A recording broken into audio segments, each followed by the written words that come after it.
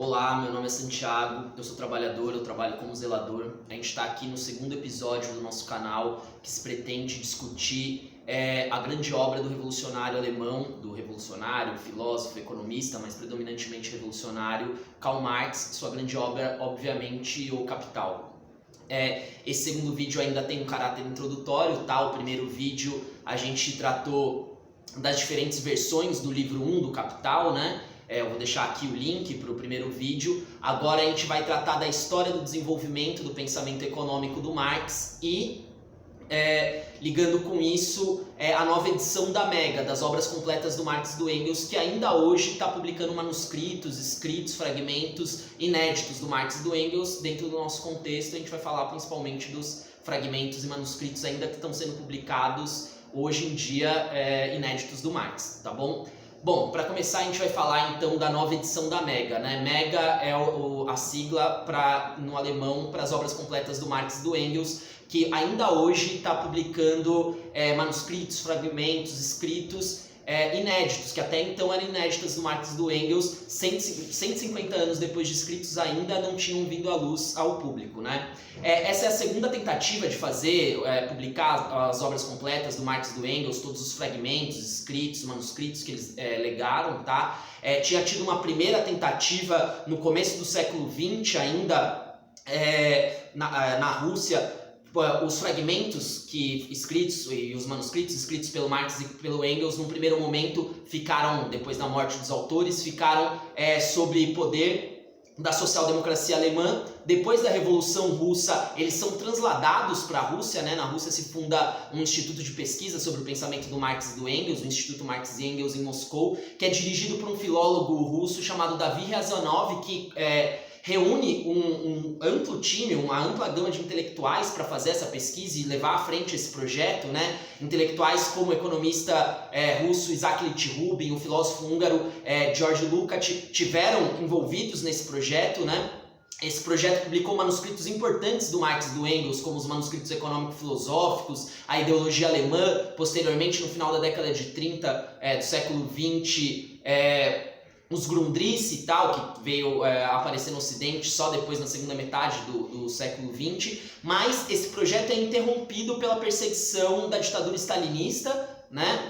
Ele não consegue ser levado à frente até suas últimas consequências. Os seus principais intelectuais, os seus principais atores são perseguidos pelo stalinismo, né? O Riazanov e o Rubin, por exemplo, são mortos pela ditadura stalinista. O Lukács, que teve uma relação que a gente pode dizer no mínimo ambígua mesmo, com o stalinismo, mesmo ele foi perseguido pela ditadura stalinista, então o projeto é interrompido. Ele é retomado numa segunda versão com diferentes padrões filológicos na segunda metade do século XX por intelectuais da União Soviética, da então República Oriental da Alemanha, da Alemanha Ocidental também, e de outros países. Uma série de intelectuais se reúnem para tentar levar à frente um novo projeto de edição da Mega, que está publicando até hoje alguns fragmentos e manuscritos inéditos do Marx e do Engels, né? Por que é importante a gente ter noção de que ainda hoje estão sendo publicados manuscritos escritos inéditos do Marx e do Engels? Porque esses novos manuscritos, eles colocam luz, eles jogam luz sobre debates que vem se desenvolvendo no marxismo e de antípodas do marxismo, críticos burgueses, economistas burgueses ao pensamento do Marx. Esses novos manuscritos jogam luz sobre uma série de debates, colocam a posição do Marx, o desenvolvimento da posição do Marx sobre nova perspectiva, sobre os novos aspectos, né? Quando a gente vai tratar desses manuscritos, desses novos escritos que estão sendo publicados, a gente tem que afastar dois equívocos contrapostos, unilateralmente contrapostos, né? Um equívoco é tratar como fazem os acadêmicos que estudam Marx, os acadêmicos universitários que estudam Marx, que é ficar num debate puramente filológico sobre o desenvolvimento das categorias no pensamento do Marx e não relacionar o desenvolvimento dessas categorias com a realidade concreta do capitalismo, né? E com as necessidades concretas da luta de classes. Esse é um risco que temos que afastar e que os intelectuais acadêmicos que estudam Marx se prendem unilateralmente nisso, Mas o outro risco oposto que podemos incorrer, nós que estudamos o Marx e que buscamos ligar o pensamento dele à luta de classes efetiva, é não ligar simplesmente para essas novas descobertas como se elas fossem algo supérfluo. E não são, elas colocam luz. É óbvio que temos que relacionar as questões do desenvolvimento das categorias no pensamento do Marx à realidade concreta e às necessidades da luta de classes. Mas a gente ter a ajuda, ter a contribuição, ter novas contribuições de um pensador e de um revolucionário da envergadura do Karl Marx é obviamente uma gigantesca contribuição. Então não podemos excluir essas novas descobertas que colocam novas questões efetivamente para aqueles que estudam o pensamento do Marx. Não podemos negligenciar esses debates. Temos que absorver e colocar esses debates efetivamente. Certo? Temos que nós que buscamos colocar o pensamento marxista dentro de uma perspectiva militante efetiva, temos que absorver esses debates para poder contar com a contribuição desse grande pensador e desse grande revolucionário que foi o Marx. E daí ligar isso ao desenvolvimento do pensamento econômico do Marx e como esses novos fragmentos, manuscritos que estão sendo publicados agora, jogam ainda mais luz sobre como foi esse desenvolvimento do pensamento econômico do Marx. É bem sabido que o Marx parte na sua carreira intelectual de uma perspectiva da esquerda hegeliana. Ele é ligado ainda à tradição da esquerda hegeliana, uma tradição idealista em última instância, né? E ele vai desenvolvendo cada vez mais seu pensamento para uma perspectiva materialista, e isso, o desenvolvimento do seu pensamento econômico é parte integrante desse desenvolvimento de uma perspectiva materialista no pensamento do Marx. Depois de alguns escritos ainda de juventude que carregam uma marca ainda ligada ao pensamento à tradição do hegelianismo de esquerda, o Marx é influenciado, é impactado por um escrito de um jovem hegeliano, também muito próximo de idade né, um pouco mais jovem que ele, que foi o próprio Engels, né? O Esboço para uma Crítica da Economia Política. Esse escrito impacta profundamente o Marx e leva ele a estudar esse campo do conhecimento no qual ele ainda era um leigo naquele momento, né? Ele vai começar o seu estudo econômico naquele momento. Parte desses estudos vão ser sintetizados nos manuscritos econômico-filosóficos de 1844. Esse estudo prossegue por toda a década de 40, certo? Ele é sistematizado em 2 textos no final da década de 40, o Miséria da Filosofia, um escrito polêmico que o Marx escreve contra o Proudhon, contra o anarquista, o pensador socialista francês Proudhon, e Trabalho Assalariado e Capital, certo? No final da década de 40 ainda. Esse estudo do Marx durante a década de 40 é até certo ponto interrompido pelos processos revolucionários que estão acontecendo na Europa naquele momento, né? A Primavera dos Povos estoura no final da década de 40 do século XIX por toda a Europa. Marx e Engels se envolvem diretamente nesses processos revolucionários. Os estudos deles são interrompidos até certo ponto, certo? O Marx vai retomar um estudo mais aprofundado da economia política quando, depois de expulso da Alemanha e exilado na Inglaterra, ele tem acesso à Biblioteca de Londres, onde estavam se desenvolvendo, na Inglaterra, onde se desenvolvem os principais debates econômicos naquele momento. Na divisão esquemática que faz o Lenin das 3 fontes e 3 partes integrantes do marxismo, a economia política é a contribuição direta da cultura inglesa para o desenvolvimento, da cultura burguesa inglesa, né, em última instância, para o desenvolvimento do pensamento marxista. Então, na Inglaterra, o Marx vai ter acesso, morando em Londres, à Biblioteca de Londres, que é uma das melhores bibliotecas do mundo naquele momento, e que concentra todos os debates que estavam se dando dentro do campo da economia política naquele momento. Já no começo da década de 50, o Marx vai escrever um manuscrito importante sobre o dinheiro, em polêmica com o debate, com a perspectiva, com a visão que tinha do dinheiro e da moeda, o David Ricardo, economista inglês, né? Esse escrito é extremamente importante porque mostra como, para o Marx desenvolver a sua teoria do valor particular, ele teve que fazer uma crítica à teoria da moeda e do dinheiro do Ricardo. Em geral, na história do pensamento econômico e mesmo entre os marxistas, é visto como se tivesse uma relação de continuidade e aprofundamento até certo ponto, mas de continuidade por simplesmente importante entre a teoria do valor do Marx e a teoria do valor do Ricardo, quando na verdade, apesar de existir obviamente uma certa continuidade, o Marx se apropria de elementos do pensamento e da teoria do valor do Ricardo, há uma profunda ruptura também ao mesmo tempo num processo dialético, né, de ruptura, conservação e superação. O momento da ruptura é importante entre a teoria do valor do Marx e a teoria do valor do Ricardo, e um dos elementos-chave para essa ruptura é a crítica que o Marx faz à teoria da moeda do Ricardo, que já se desenvolve no começo do século, da década de 50 do século XIX. Então a publicação desse novo manuscrito, a publicação desse manuscrito ainda é bem recente, por exemplo, joga luz sobre essa questão da relação entre a teoria do valor do Marx e sua teoria da moeda na perspectiva que o Marx coloca, principalmente no prefácio do livro 1 do Capital, de que ele está colocando uma discussão sobre a forma do valor, como a forma do valor está ligada imediatamente à sua teoria da moeda.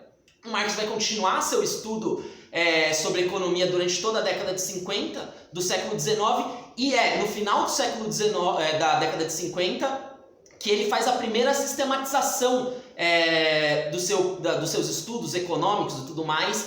Começa em 1857, se apontam elementos de uma nova crise na Inglaterra que tende a ter proporções mundiais, por a Inglaterra ser o centro do capitalismo naquele momento, né, a nação principal no desenvolvimento capitalista naquele momento. O Marx, a partir disso, começa a sistematizar para tentar contribuir, antes que comece os processos revolucionários que ele espera a partir dessa crise, ele poder contribuir com a sua discussão científica sobre o desenvolvimento da economia. Ele faz uma primeira sistematização dos seus estudos econômicos numa obra que posteriormente, num grande tomo, né, que posteriormente vão ser publicados como os Grundrisse. Grund, em alemão, tem um sentido de base, de fundamento, de terra. Por exemplo, em outras línguas, em francês, em espanhol, o livro é publicado como, esse manuscrito é publicado como Fundamentos da Crítica da Economia Política. Então, Marx faz essa primeira sistematização do seu pensamento econômico, e esse livro é um momento fundamental do desenvolvimento do pensamento do Marx, tanto porque é a primeira sistematização dos seus estudos econômicos mais ampla. Ali a gente pode ter um laboratório, efetivamente, das categorias e do desenvolvimento das categorias que depois vão tomar forma definitiva no Capital, quanto ao momento de quebra na história do seu pensamento, efetivamente, daquele momento em que ele começa a escrever os Grundrisse, na segunda metade do ano de 1857, até o final da sua vida, grande parte das preocupações intelectuais do Marx tiveram voltadas aos debates que vão ser sistematizados no Capital. Assim, é óbvio que o Marx se inseriu em outros projetos militantes, intelectuais. Basta a gente pensar que nesse meio tempo, por exemplo, entre o escrever os Grundrisse e ele publicar a primeira versão do livro 1 do Capital em 1867, ele vai participar da fundação da Primeira Internacional, por exemplo, e vai escrever outros artigos sobre outras questões, por exemplo, balanços da Comuna de Paris e outras coisas mais, mas grande parte do seu esforço intelectual a partir daquele momento é voltado para a sistematização e publicação da sua grande obra, que vai ser o Capital. Então, os Grundrisse é um momento central na história da carreira intelectual do Marx, tá?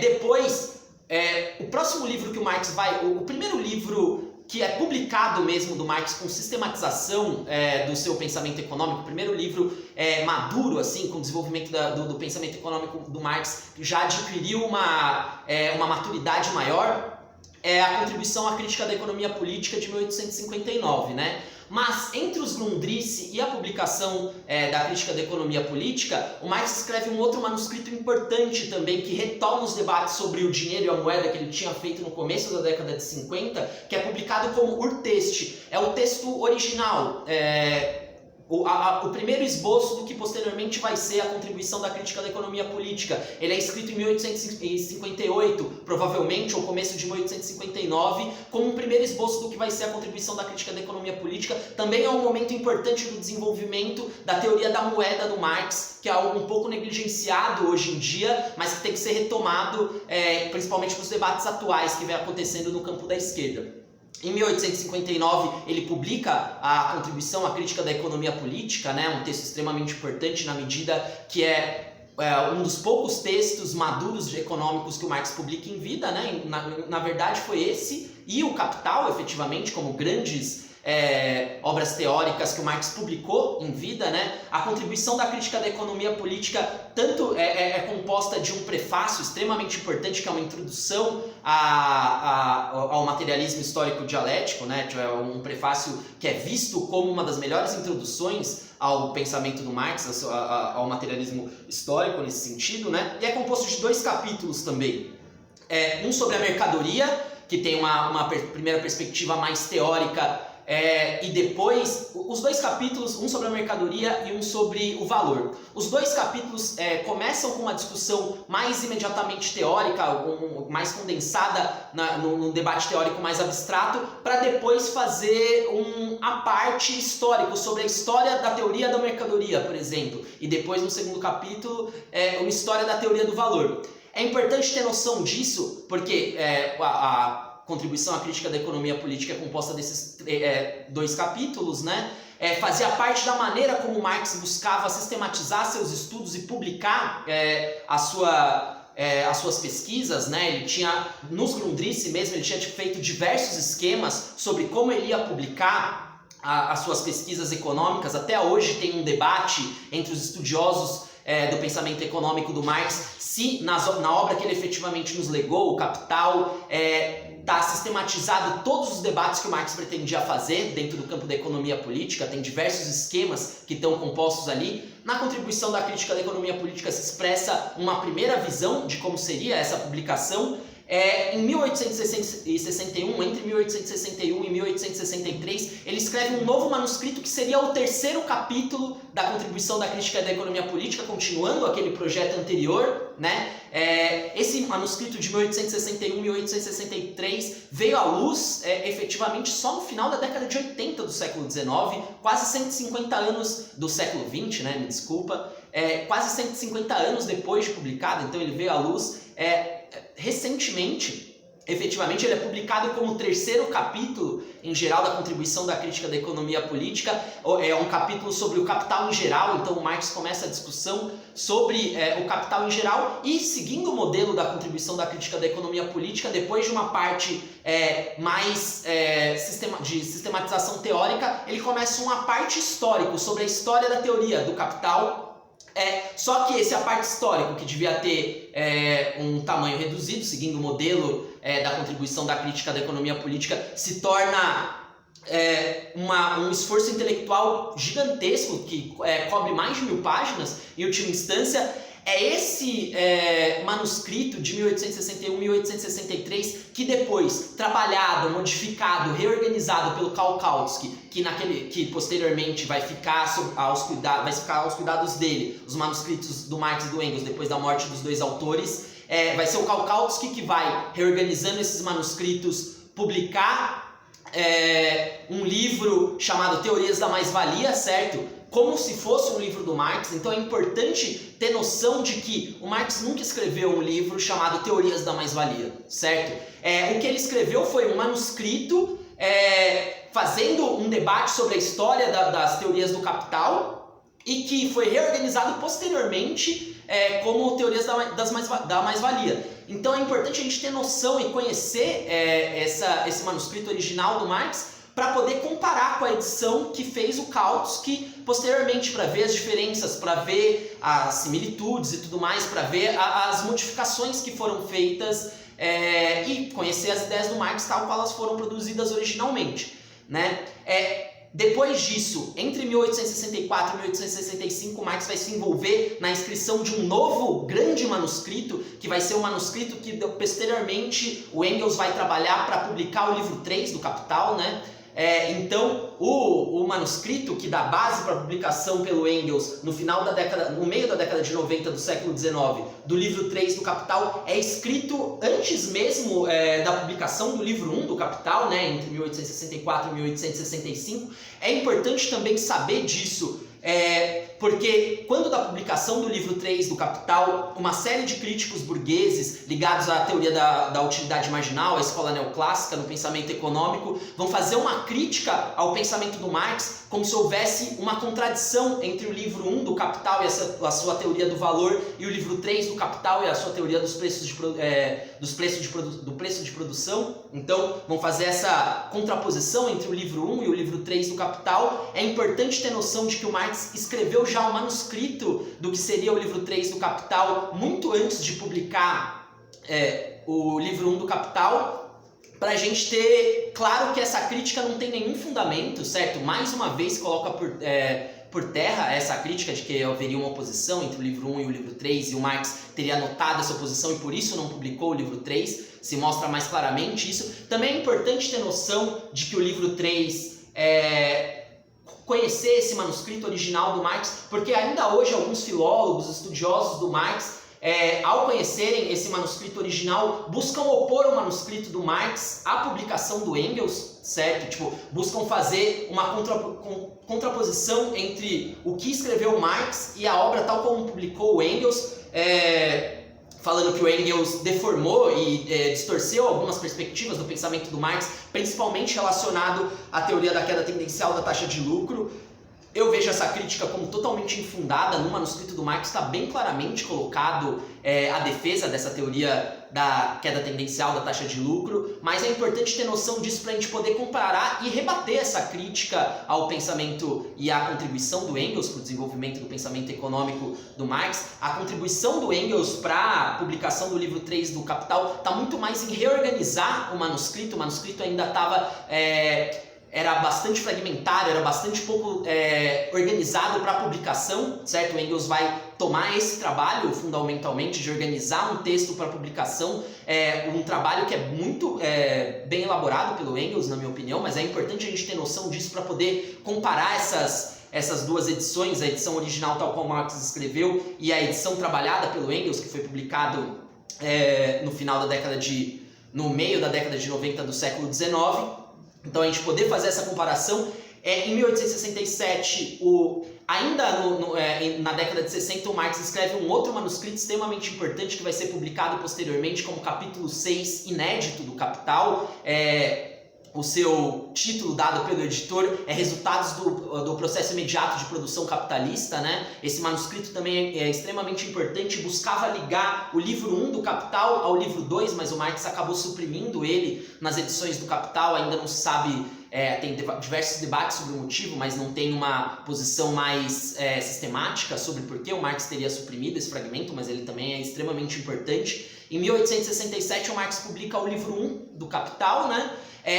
A primeira versão do livro 1. Em 1872 ele vai publicar a segunda versão do livro 1, como a gente tinha discutido no vídeo anterior, e entre esses dois momentos, no começo da década de 70, do século XIX, o Marx escreve um pequeno manuscrito, um pequeno fragmento que vai, entre a primeira versão e a segunda versão, tem algumas modificações, principalmente no primeiro capítulo da obra, né?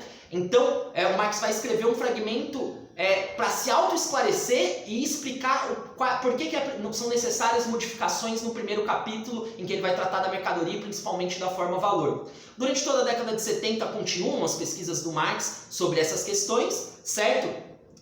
Um último fragmento extremamente importante, um último manuscrito extremamente importante que é publicado, a última coisa escrita pelo Marx, o último texto econômico escrito pelo Marx, é um fragmento, um manuscrito ainda bem, não escrito para publicação efetivamente, mas escrito para autoesclarecimento. O Marx escrevia bastante para se autoesclarecer, né? São notas marginais ou glosas marginais.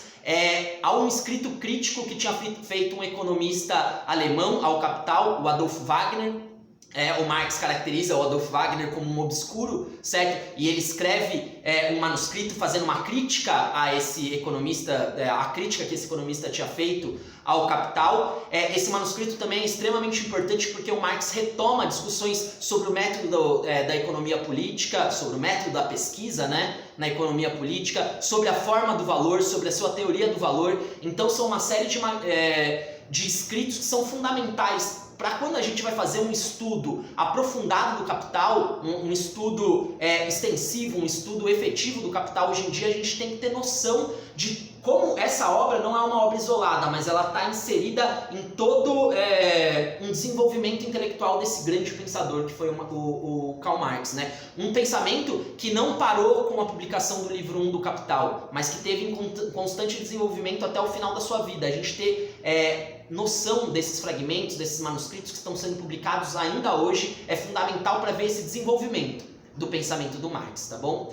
Bom, esse segundo episódio ainda teve um caráter introdutório sobre a história do livro e todos os elementos que tem que fundamentar um estudo mais efetivo do Capital, tá bom? O próximo episódio vai ser sobre o título e o subtítulo do Capital. Por que o Capital é uma crítica da economia política? A gente vai tentar entender esse aspecto da crítica. Por que o Capital não é uma economia política, mas uma crítica da economia política? Tá bom? Espero que você goste. Se você gostar, compartilhe. Valeu, até o próximo.